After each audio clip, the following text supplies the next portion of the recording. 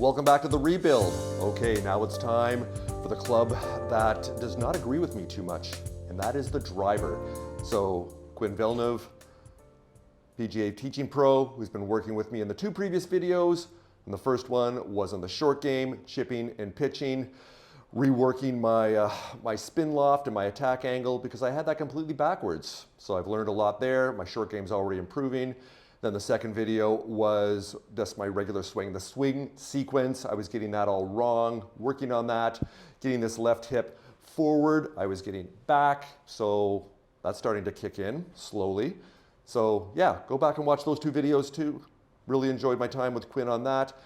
But now it's time for the driver, the one for years that has been my big problem, the bane of my existence. I'm one of those ones, I get way too quick, way too handsy, come over the top. I'm not a super slicer of it, but still not a lot of control and not a lot of power. There's a lot of, how do they say, I'm looking for effortless power, and it seems like I have powerless effort. So I've got to flip that script on that one, and that's what Quinn's going to be working on with me today to get that driver going in the right direction. All right, here we go.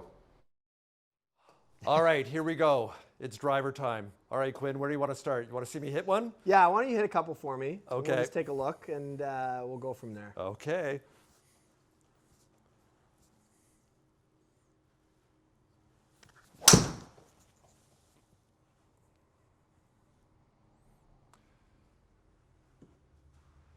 So even though I hit a fairly tight-ish fade on that, I can never get a positive number with a driver. Yet.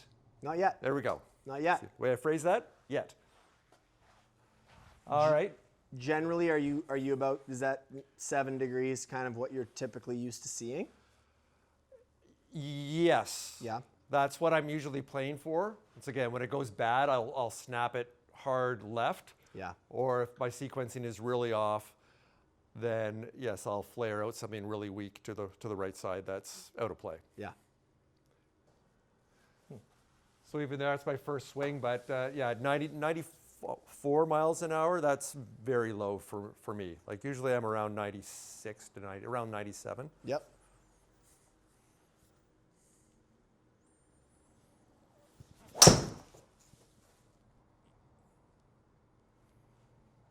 Okay, 96, 97, you're right. Yep. Club path, very similar. Yes. Struck it quite well. Like solid strike. Carry more than the last one. Yes. But still, you know, a pretty significant amount of left path. Absolutely. Right. And for me, at a carry at 225 on average, that's a good drive for me. Yeah, yeah, totally. That's one of my better ones. That's a solid struck drive for Yeah. sure. Absolutely. Interestingly enough, like that, you know, that's a fairly functional. Wondering where that tee went as well. I lost 2 of them so far. A fairly functional. Oh, you lost both of them. Here, we'll try teeing it up a little higher here, see how this goes. Wow. I don't know where they went. They're not going straight backwards. No, I don't know. Huh. Like usually they're right in the screen here. Okay. All right. I'm gonna watch on this one from back here. Okay. Give you one more here. Like I'd be more than happy on where my golf game is right now to take both of those drives. Yeah. I'd be okay with those because I'm in play. And there's one that I would not be happy with. So once again, 191, that's probably out of play. It's behind a tree. It's in the water. Mm-hmm.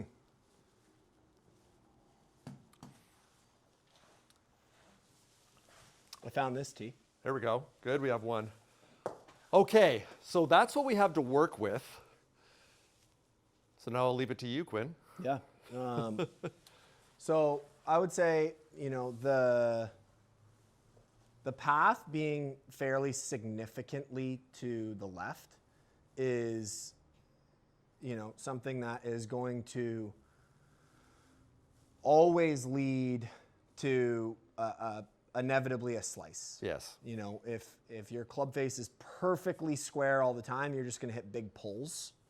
But there's a few different ways to kind of go about driver specifically and setting up for you know, more of a neutral path, less of a left path.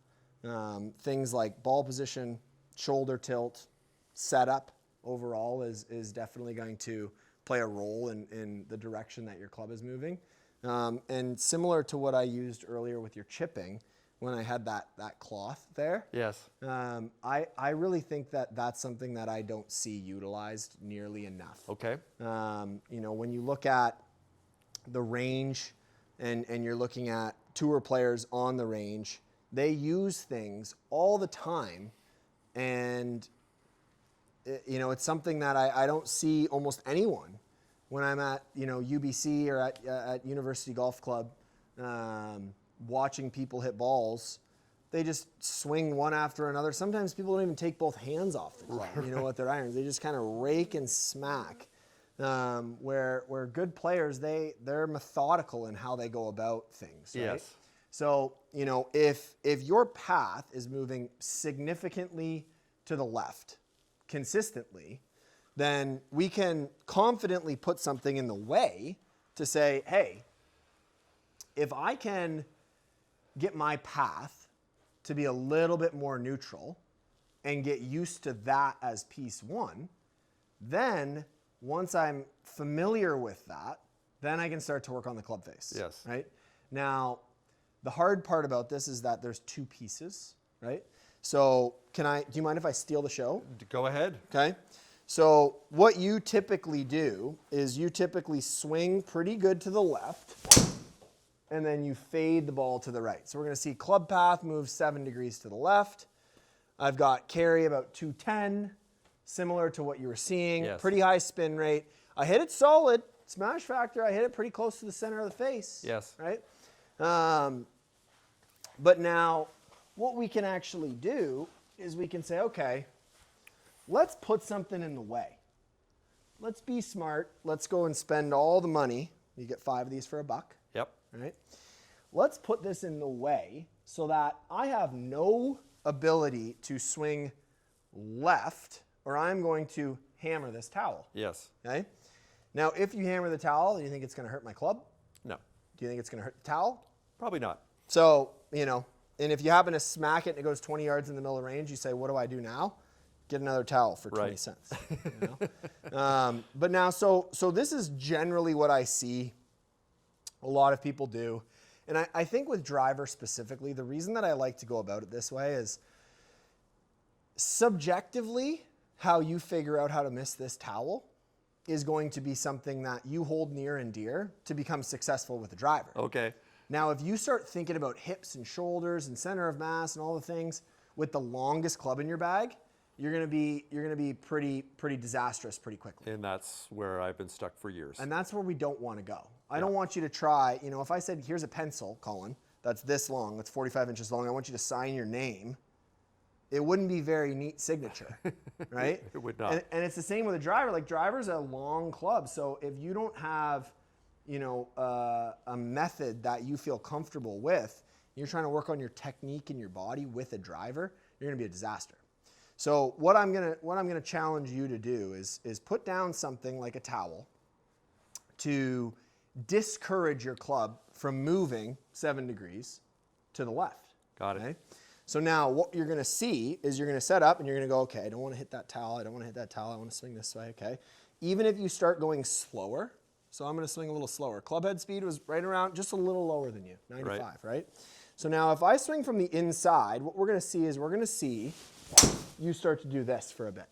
You're gonna hit it dead right. Because now we're gonna see our club path move 7.5 degrees from the inside.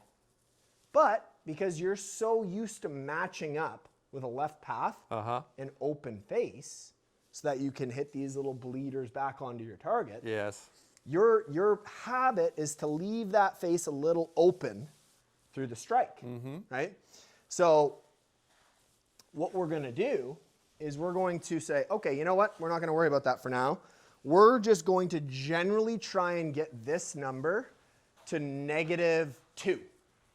That's what we're going to try and get. Anywhere, if it gets to 0, awesome. If it gets to +1, +2, sweet. Yes.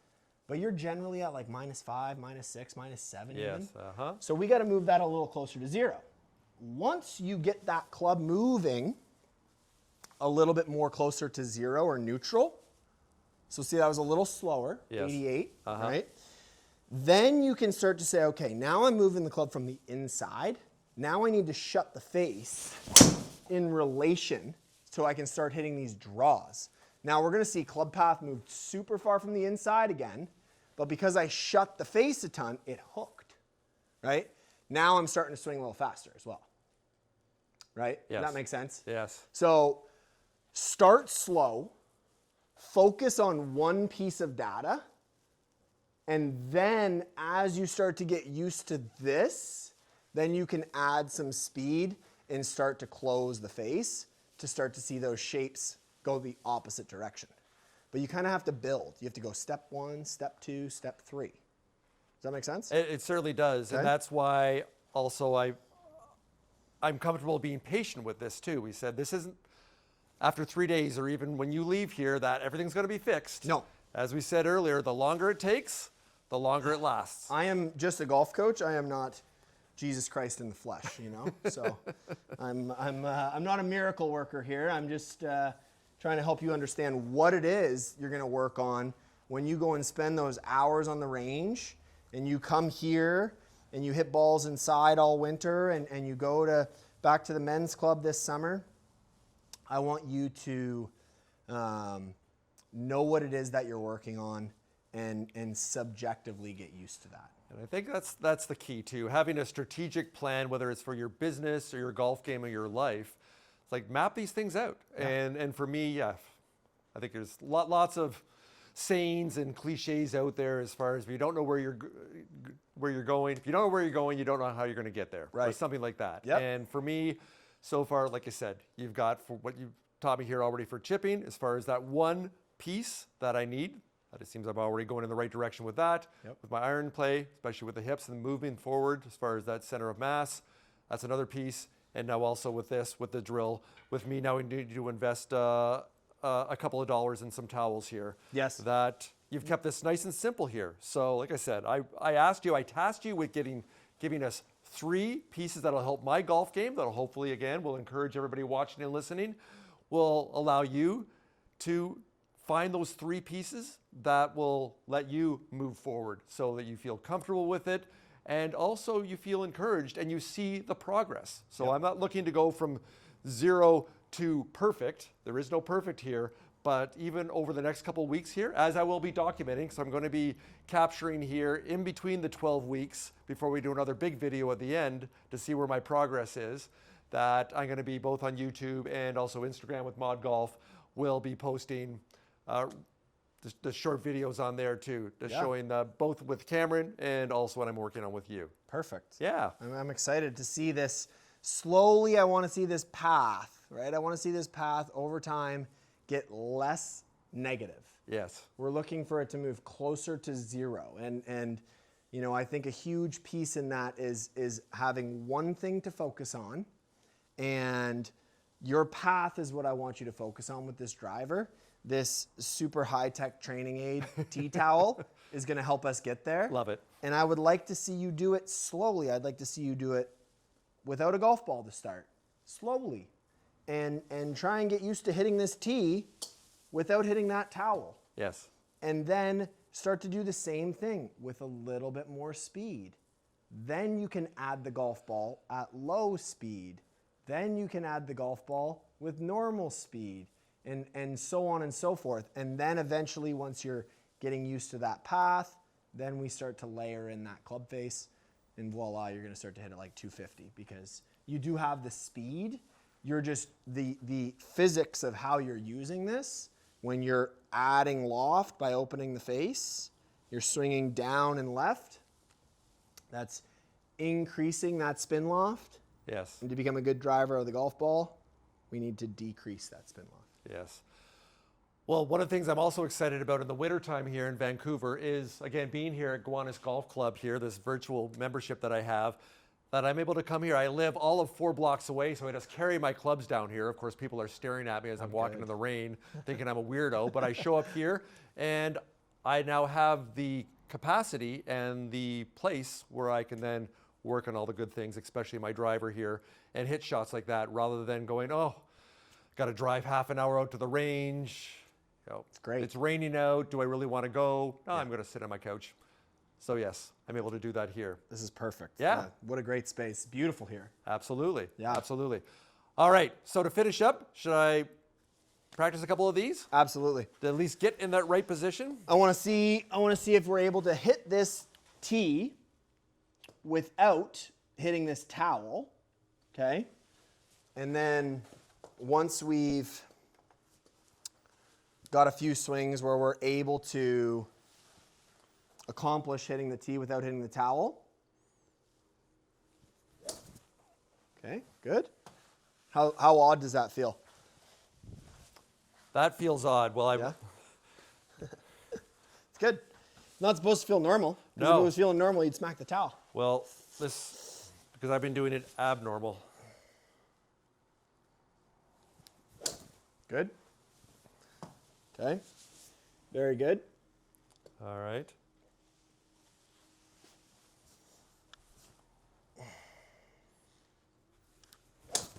Very good. How odd? Out of 10. Out of 10, that feels like about a 9. Okay. All right. Good. So let's try and I'm going to put a ball there just for fun. Let's give it a shot. Now, I don't want you to try and hit this ball anywhere above 150 yards. Okay. What your goal is to hit this tee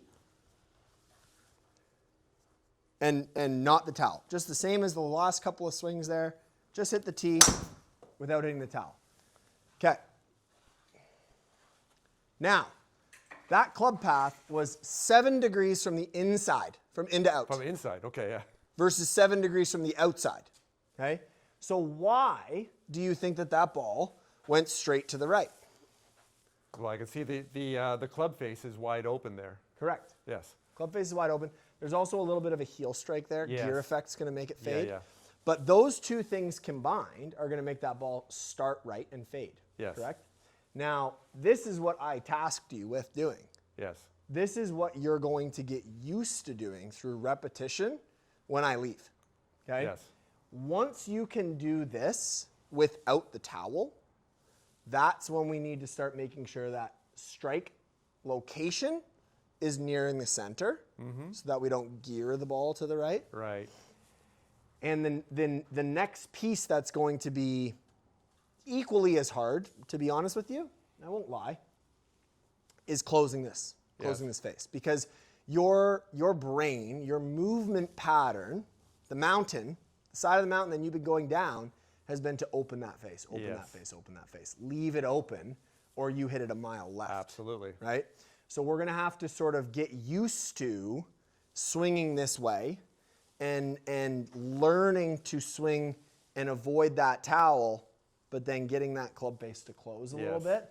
And then before you know it, you're going to start to see a way, way higher distance because you're going to have this ball speed increase despite your club head speed, even if it stays the same. Even if you're swinging 96, 97, you're still going to see this ball speed increase because you're lowering the loft by closing the face. Got it. Got it. Why don't we wrap it up there? Because now I've got my 3 pieces, my 3 pillars, the 3 things I need to work on. 1 piece for my short game, 1 for my mid irons or my golf swing. Yep. And now, of course, what's been the big thorn in my side for many decades here, and that's driver. And like as you said, not trying to solve all the pieces at once. Or I'm going to start with that and work on that over the next week or so, and then we'll reconnect. Yeah. And we'll keep evolving and keep going from that. Perfect. I love this. Well, Quinn Vilneff, again, I got to thank you so much for spending the time with us today here on ModGolf. This has been great. Thanks so much. much. Between you and Cameron, I'm excited about starting my year off in golf in a very positive way and to quote, since we've been doing a physics things today here, there's an Einstein quote that I love, and that is, the definition of insanity is doing the same thing over and over again and expecting a different result. And I have been desperately searching for a different result, a nice, strong, powerful draw off the tee with the golf swing that I've been using for the last 4 decades, and that's not happening. So I've been insane with my driver. So now it's time to add some sanity, and Quinn, you're helping with that. Perfect. Good. Happy to help. Thank you so much. Hey, before we go here, so I know you also do lessons online, so you don't just have to be in the greater Vancouver area to connect with you. So how can people connect with you if they want to learn more about getting golf lessons with you and some of the clinics that you do also? Yeah, so I do a number of clinics and classes all year through April through October at University Golf Club here in Vancouver. I also teach online using the Sportsbox AI app. Yes. Which I know you've had on the pod before. I have. And so I'm online. Just Quinn Vilneff is my coaching profile. And I'm on Instagram as well under Van Golf Pro, Vancouver Van Golf Pro. If you just search Quinn Vilneff, I'm sure it'll pop up. And if you reach out there through like a direct message, I can send you all the information on how to get started that way. And yeah, it's been actually a really cool off season for me here in Vancouver. I've had sort of my online lessons kind of take off a little bit more than expected, which is very well welcomed, and a lot of students who are having a lot of positive feedback and positive results from that. So if you're not in Vancouver, we can still work together, and I'd love to see your golf swing and see how I can help your golf scores get lower this year. There we go. And as I always do, so for the video here on the YouTube channel, in the description, I'll have all those links for Quinn there. And for the podcast, if you're listening, in the show notes, I will include those for you also to make it nice and easy to connect with Quinn. So with that, thank you so much for joining us. This is just the first of many steps on this journey. Hopefully you'll follow me for the ups and downs. And I know this isn't going to be a straight line. There's going to be some setbacks here. I'm going to be hitting a lot of drivers to the right here, where it's going to be frustrating. Yeah. But I'm willing to do it, because once again, the longer it takes, the longer it lasts. Thanks so much for joining us today on ModGolf. Whew. All right, so learned a lot there as far as my driver of what I need to do and what I need to stop doing. Although it is tricky, because I've got tens, if not hundreds of thousands of bad driver swings that I have to unwind and reprogram in my brain and in my body, but I'm willing to put in the work. And as they say, the longer it takes, the longer it sticks. So hope you enjoyed this video series, my time with Quinn here at Gowanus Golf Club here in Vancouver. Big shout out to them for giving us the opportunity to shoot this video here. So yeah, if you haven't seen the first couple videos, I'll keep the links to those below here. And yeah, for my chipping game and the short game, I should say, and also for swing sequence and the irons, which is already improving. I've been playing a couple weeks now since I shot the first videos or released those, and I'm hitting the ball farther, I'm striking it more consistently, and hitting more greens, and guess what? Having more fun. And that's what it's all about, really, here. Okay, so also on the fitness side, going to be doing some more testing. It's been a few weeks already with Golf Vancouver Performance. I should say Vancouver Golf Performance. Get that right for those guys. Big shout out to them too, and Cameron. He's been working with me. So hey, these set of videos, these first 4 are the before, and we're going to be shooting some for the after. So hopefully you'll be joining us for that. I'm going to redo the fitness testing to see how these hips, how they're moving, and the shoulders, and everything else here, my stability and my power. So there you go. All right, thanks for joining us. Hey, if you like what we're doing here on ModGolf, please subscribe to the channel, give us some love, leave a comment. Are you working on your golf game? What are the biggest struggles for you? What are the frustrations? I know I have lots, so I could definitely relate. And hey, I'll get back to you in comments too. So there you go. All right, see you soon.